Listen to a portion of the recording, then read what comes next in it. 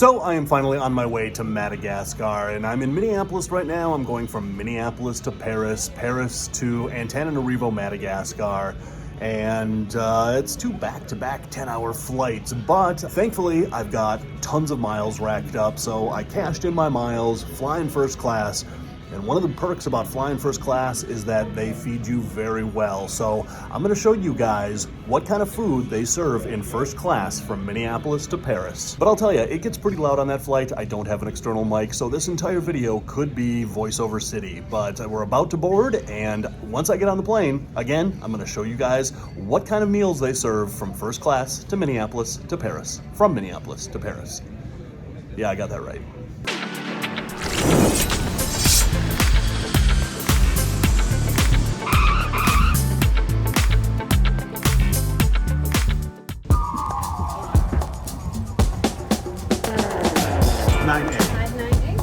Down here. All right. There we go. First class. That's my cubby hole right there for the next 10 hours. Décollage. Il nous demande donc de rester assis avec nos ceintures de sécurité attachées pour que nous puissions décoller dès que le dégivrage soit effectué. Ceci ne devrait pas tarder et une fois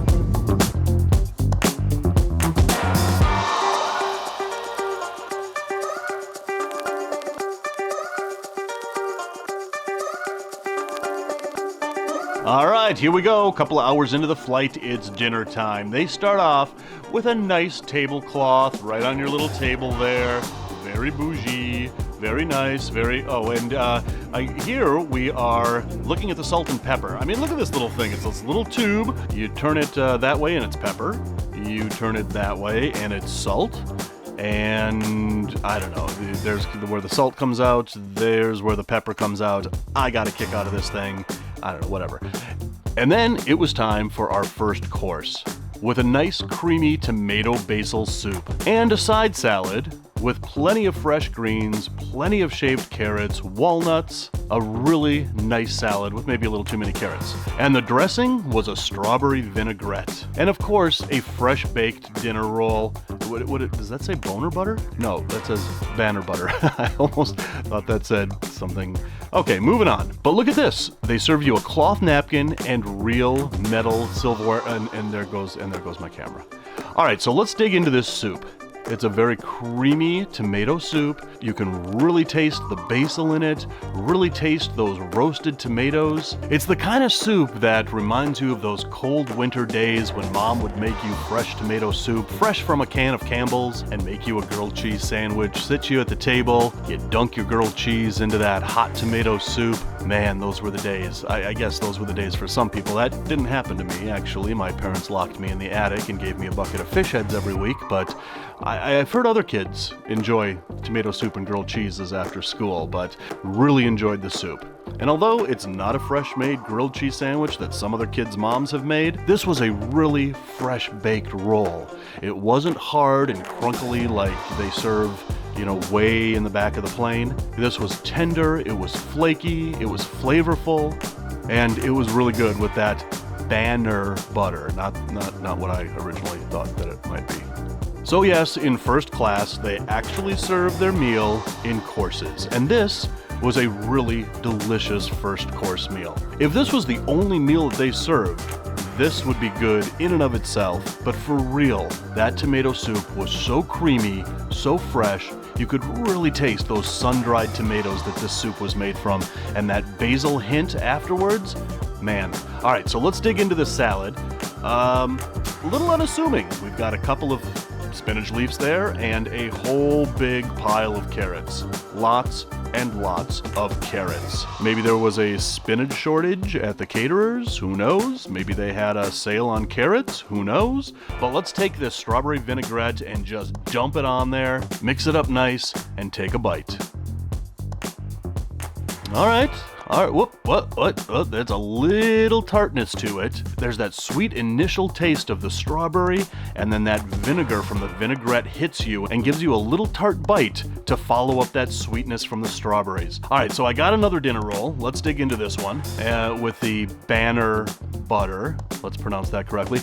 Interesting thing here is that this butter is not a rock solid piece of ice cube butter that you usually get at all the fancy restaurants, as if to say, here, destroy your bread trying to spread this rock hard butter on it. But I digress. On this flight, that butter was nice and soft and very spreadable. Except I also did manage to destroy my bread in the process. But not because that butter was a block of ice cubes. I'm just a slob, apparently. Let's just put that back together, and there we go, all nice and set. Let's take a bite. Yep, nice and buttery, nice and bready, but very nice, very nice. A nice dinner roll and a nice Banner butter.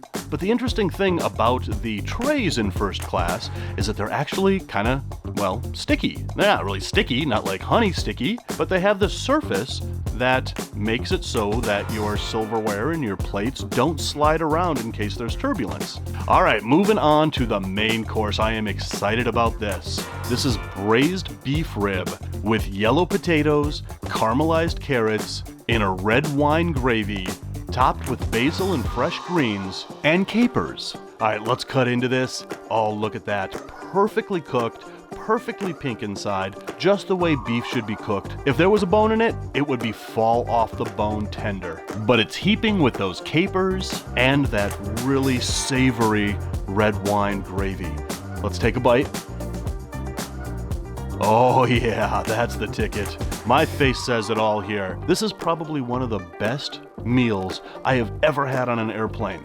This is very tender, very flaky, very juicy, very flavorful, savory. This is not what you think that you would get when you order beef on an airplane. This is so tender and so juicy, but once you douse it in that red wine gravy and those peppercorns hit you, man, this is what I would expect to be served in a 5-star restaurant. And in that 5-star restaurant, this meal would probably cost you, I don't know, let's just, $250. Let's just say that. But look at that, so flaky, so tender, again, cooked to perfection, not at all what you would expect from airline food.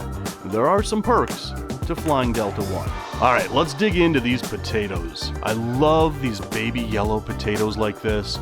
They are swimming in that red gravy. You can see that they're coated with all those spices and all that flavor. These are the kind of potatoes that you really say to yourself, you know, I'm gonna make those at home one day, and then of course you never do, because who does?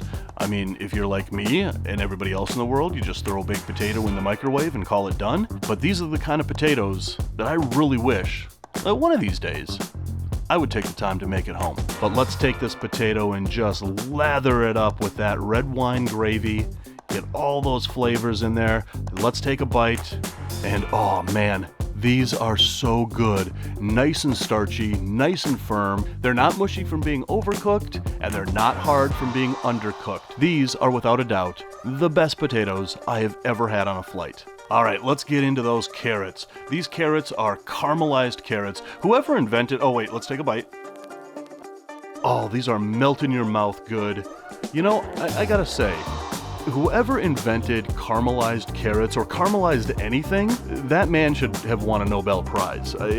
Yeah, so we give Nobel Prizes to the guy who invented DDT, which he got his Nobel Prize revoked because of the side effects of DDT, but that's not what's important right now. What's important is they should really give out Nobel Prizes in cooking, especially for the guy who invented caramelized carrots. All right, enough on that. These are actually delicious, almost melt in your mouth, soft, chewy, perfectly cooked caramelized carrots.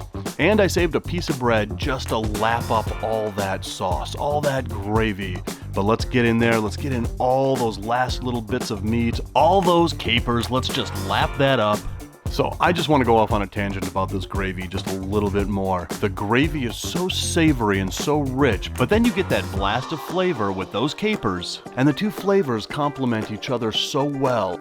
It's kind of like the love affair between Han Solo and Princess Leia right at the end of Return of the Jedi, and right before they give birth to Kylo Ren. That has nothing to do with cooking, but I try to get a Star Wars euphemism in every single one of my videos, and I'm not doing so well on it. So far, I'm probably 3 for about 500 videos, so I wanted to put it in this video for absolutely no reason. It's a long flight, I'm going off on a tangent, but now it's dessert time. And on this flight, because I can, I got 2 desserts. So this is a rich tiramisu, loaded with layers of chocolate, layers of that light, fluffy tiramisu, served in almost a bite-sized bar. Now, I'm not a real big fan of tiramisu, it's a little bit too rich for me, but this serving seems like the perfect size tiramisu. Unless you love tiramisu, then it's way too small, and a bathtub of tiramisu might be better for you. But I also got a strawberry sundae with fresh strawberry compote on 2 scoops of vanilla ice cream with crumpled graham cracker crust all over the top of it. But that tiramisu, I'm going in for the tiramisu first. And just look at that thick layer of chocolate right in between those 2 layers of tiramisu, just like the love affair between Han Solo and... No, we're not doing that again. All right, let's give this a try. Oh yeah, that is fantastic. You get hit with this creaminess of the tiramisu, and then right after that, that chocolate flavor hits you in the back of the throat. And then it all mixes together into one of the most delicious desserts that has ever been served in the history of Delta Airlines. All right, let's dig into this strawberry sundae with these graham cracker crumbles. We're gonna get a whole spoonful of that ice cream, a lot of that graham cracker crust on there, and a nice big helping of that strawberry compote, so that in one spoonful, you get all of those delicious flavors. You get that vanilla from the ice cream, you get the strawberry from the compote, and then you get that graham cracker, and man, that makes for one amazing spoonful of strawberry sundae. And as I was eating this, I looked around and everybody else got 1 dessert. I asked for 2 desserts. I don't know if anybody knows that you can actually have 2 desserts if you ask for it. You don't have to just get the 1 dessert. They have plenty of it. It's all there. It's not going anywhere. It's all in the same plane. Ask for 2 desserts. You could probably get 2 desserts. I don't think I'm that special. I just asked for it.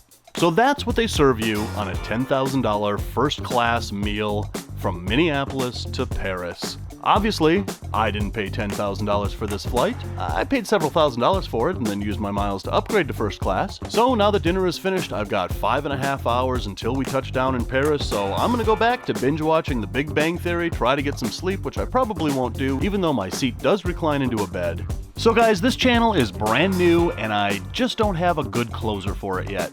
I'm thinking about it. If you have any ideas for a closer for Dave Kaufman Eats the World, do comment below and let me know what that closer should be. So until the next video from Madagascar, where I wander the streets of Antananarivo and try some really amazing and exotic street food, and give the children of Antananarivo a sugar rush because I brought 4 big bags of candy to give the kids of Antananarivo a chance to try American candy for the first time. And those videos are coming up soon on this brand new channel, Dave Kaufman Eats the World. So please help this channel grow by hitting that subscribe button when you do hit that bell so you never miss an upload. Give this video a like, and until the next time guys, I don't have a closer, so we'll see you next time. That was terrible. Just terrible.